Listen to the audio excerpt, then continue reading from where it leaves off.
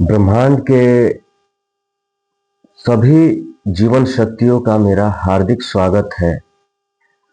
आज की चर्चा का विषय प्रेम है, निस्वार्थ प्रेम। निस्वार्थ प्रेम से कैसे हम ज्ञानोदय तक सफर अपना तय करें, इसके बारे में आज हम चर्चा करेंगे। कहने का मतलब कि निस्वार्थ प्रेम के रास्ते पर चलते रहने से कैसे हम एनलाइटनमेंट को हासिल कर सके। इस चीज को समझने के लिए सबसे पहले हमें प्रेम की परिभाषा को समझना होगा कि प्रेम की परिभाषा क्या है। प्रेम वह ऊर्जा है जिसके माध्यम से हम उस बिंदु की ओर आकर्षित होते हैं जो स्वयं अत्यंत शांत, तटस्थ और उच्च ऊर्जा क्षेत्र से घिरा हुआ होता है।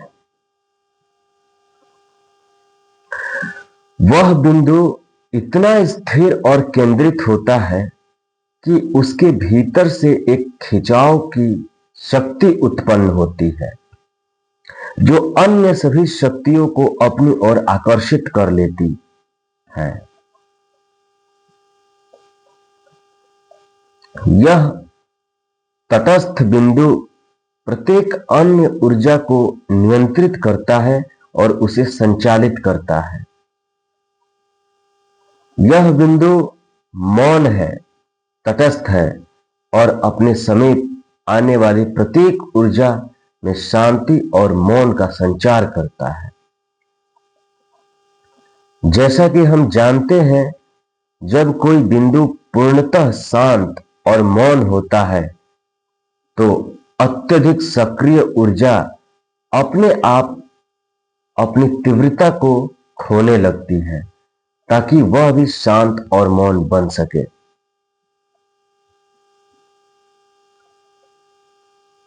यही कारण है कि तटस्थ और मौन बिंदु के चारों ओर सदैव एक शक्तिशाली ऊर्जा क्षेत्र विद्यमान रहता है।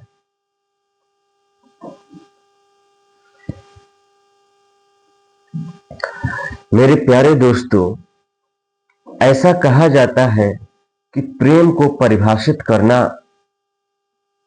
नामुमकिन है या कोई उसको परिभाषित नहीं कर सकता, लेकिन मैंने प्रेम को परिभाषित किया। अपने समझ से इस प्रेम को परिभाषित किया और एक बार और मैं इस प्रेम को परिभाषित करूंगा ताकि आप इसको अच्छी तरह से इससे परिचित हो सके। जैसे मैंने परिभाषित किया प्रेम, इसका मतलब ये होता है कि प्रेम वह बिंदु है जो कि शांत है, तटस्थ है, स्थिर है और उसके चारों तरफ एक अत्यंत शक्तिशाली ऊर्जा है और उसके शांत और तटस्थ होने के कारण उसके प्रति इस तरह से अट्रैक्शन होता है, सारी चीजों का एक खिंचाव महसूस होता है। तो आइए एक बार प्रेम की एक बार परिभाषा और हम लोग देख लेते हैं।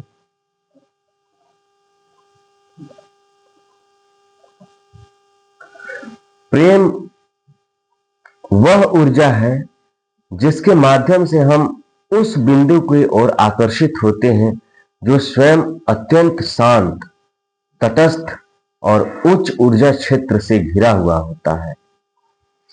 वह बिंदु इतना स्थिर और केंद्रित होता है कि उसके भीतर से एक खिंचाव की शक्ति उत्पन्न होती है जो अन्य सभी शक्तियों को अपनी ओर आकर्षित कर लेती है।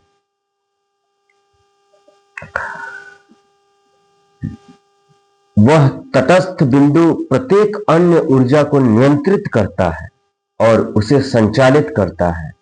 वह बिंदु मौन है, तटस्थ है और अपने समीप आने वाली प्रत्येक ऊर्जा में शांति और मौन का संचार करता है। जैसे कि हम जानते हैं, जब कोई बिंदु पूर्णतः शांत और मौन होता है तो अत्यधिक सक्रिय ऊर्जा अपने आप अपनी तीव्रता को खोने लगती है। जो अत्यधिक सक्रिय ऊर्जा जो उस मौन बिंदु के चारों तरफ लगी हुई थी, घेरी हुई थी उस मौन बिंदु को, वो अपने आप तीव्रता को खोने लगती है ताकि वह भी शांत और मौन बन सके। यही कारण है कि तटस्थ और मौन बिंदु के चारों ओर सदैव एक शक्तिशाली ऊर्जा क्षेत्र विद्यमान रहता है। ये हुआ प्रेम की परिभाषा।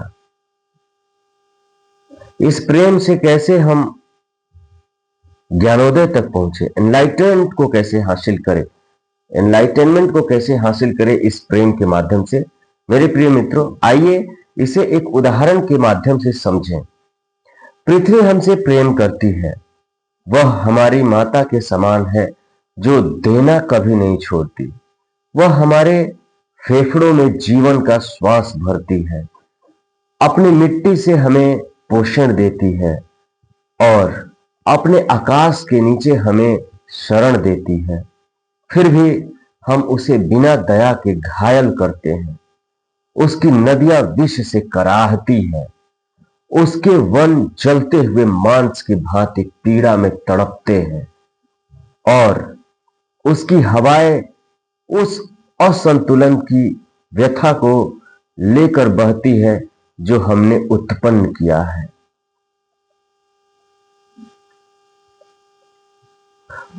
फिर भी वह क्षमा करती है। हर सूर्योदय, हर वर्षा, हर श्वास उसके कोमल स्वर में कहा गया यह वचन है कि मैं अब भी तुमसे प्रेम करती हूं। हम उसकी सहनशीलता की परीक्षा कब तक लेंगे? अब समय आ गया है जागने का, उसकी धड़कन को अपने हृदय में महसूस करने का, उसके शरीर पर धीरे धीरे चलने का और उससे उसी प्रेम से प्रेम करने का जिस प्रेम से वह हमें बिना शर्त प्रेम करती रही है। इससे पहले कि उसकी मौन आंसू तूफान बन जाए और हमें याद दिलाए कि सच्चा प्रेम क्या होता है। इससे पहले कि उसकी मौन आंसू याद दिलाए कि सच्चा प्रेम क्या होता है, हमें प्रेम करना सीखना होगा और अपने पृथ्वी से, अपने धरती से प्रेम करना सीखना होगा।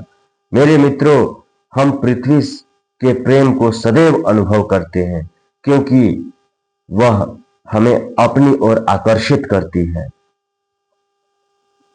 धन्यवाद मेरे प्रिय मित्रों, आपने इस वीडियो को ध्यानपूर्वक देखा। मैं धन्य महसूस करता हूं कि आप सभी मेरे साथ इस अचानक ज्ञानोदय की यात्रा में हैं। इसके लिए मैं बहुत बहुत आभारी रहूंगा आपका। ईश्वर आपको परम ज्ञान प्रदान करे।